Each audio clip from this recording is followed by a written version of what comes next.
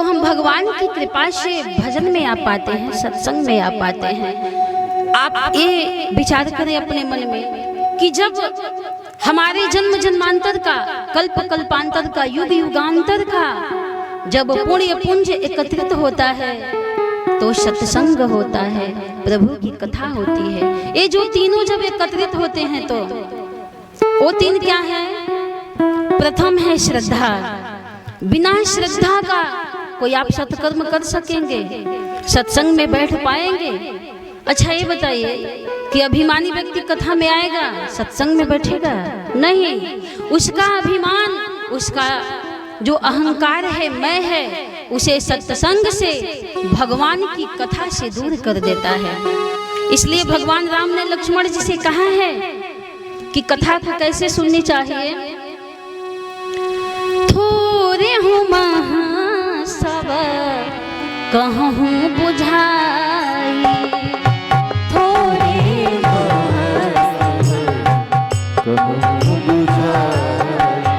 सुनो तात मन मत चितलाई, सुनो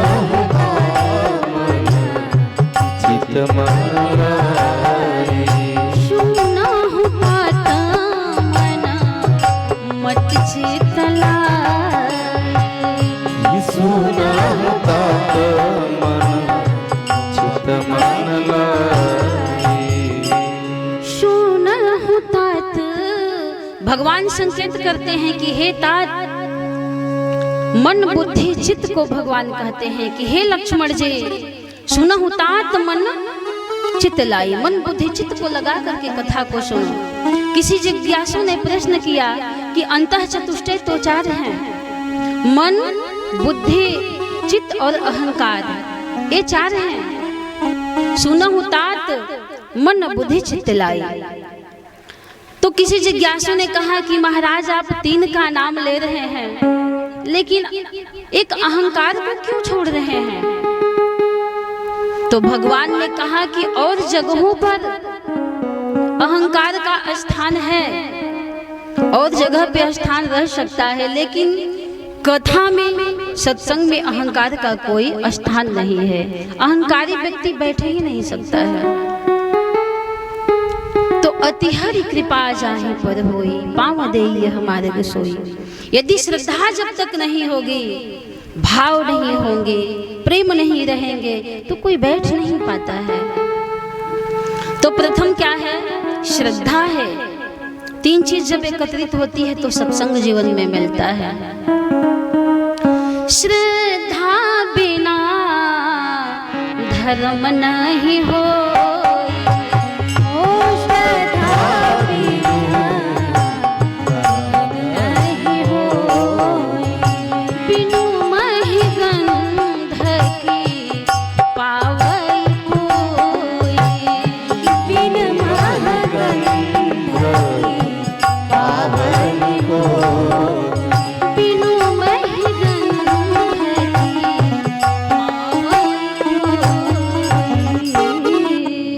तो श्रद्धा बिना धर्म नहीं होई।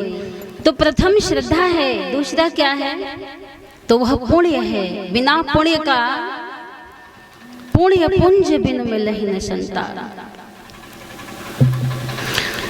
बाबा दर्शन कराते हैं कि पुण्य पुंज बिनो मिलहि न संतान, सतसंगति संस्कृत करयंता। तो दूसरा पुण्य है। तीसरा क्या है? हरि कृपा, भगवान की कृपा। भगवान शिव कहते हैं कि हे उमा, गिरिजा संत समागम, शमन लाभ कछुआन, अबिनु हरि कृपा न होई सो, गावहि वेद पुराण, गावहि वेद पुराण। तो बिना हरि की कृपा से सत्संग नहीं मिलता है। तो तो सत्संग कहते किसे हैं? आप कहेंगे कि सत्संग की बहुत महिमा बता रही हैं, सत्संग कहते किसे हैं? तो सत्संग का प्यारे सज्जनों जो अर्थ है वह विराट है, व्यास रूप में है, पार नहीं पाया जा सकता है। बस इतना ही समझ लीजिए कि भगवान की सेवा, भगवान की कथा, भगवान का भजन, भगवान का सत्संग, यही तो सत्संग है। लोग कहते हैं भजन किया जाए, भजन क्या है? भजन कहते किसे हैं? भजन का अर्थ क्या है?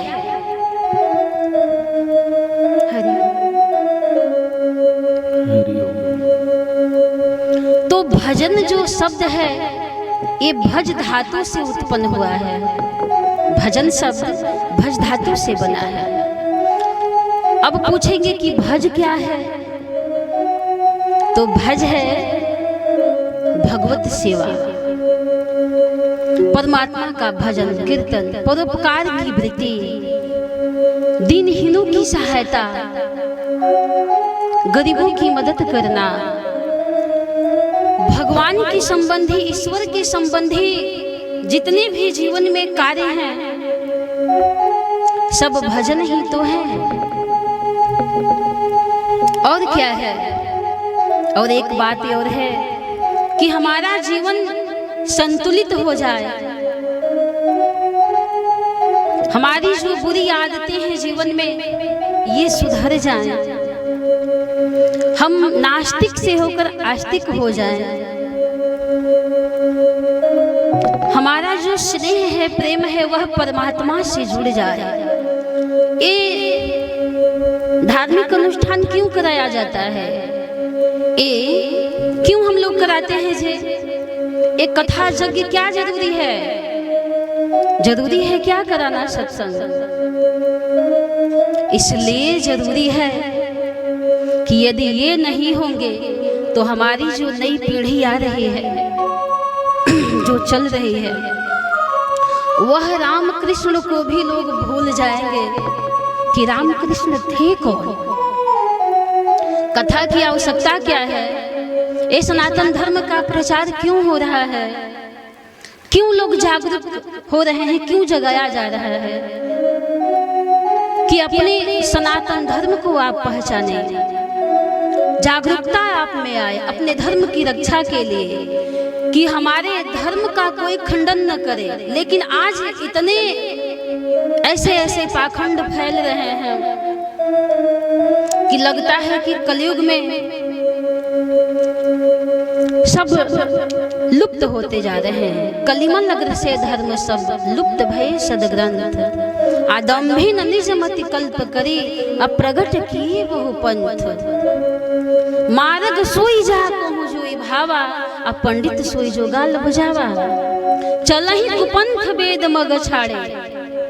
हम अपने सनातन धर्म को छोड़ करके पता नहीं कौन कौन सा धर्म अपना रहे हैं। हम भागते फिर रहे हैं कि हमारे जीवन का उद्धार कहाँ है, हमारा दुख कहाँ समाप्त होगा, हमारा कहाँ कल्याण होगा। प्यारे सज्जनों, कान खोल करके सुन लीजिए, यदि अपने सनातन धर्म को छोड़कर कहीं आप अलग भागते हैं, किसी और धर्म को ग्रहण करते हैं, तो जीवन का उद्धार नहीं, पतन हो जाएगा। आप उद्धार आपका नहीं होगा, पाप से मुक्ति नहीं होगी। इसलिए जगाया जा रहा है। कथा सत्संग ये जगाने का काम करता है कि जो हमारी पीढ़ी है राम कृष्ण को भूल न जाए, भगवान की लीला गाथा को याद रखे। मैं देख रही थी न्यूज में एक आ रहा था, एक पत्रकार एक लड़की से सवाल किया कि बहन ये बताओ, पूछा वो मीडिया वाला कि ये बताओ कि राम के जो हमारे भगवान श्री राम है उनके पत्नी का नाम क्या था? पत्नी का नाम क्या था? तो क्या कहती है?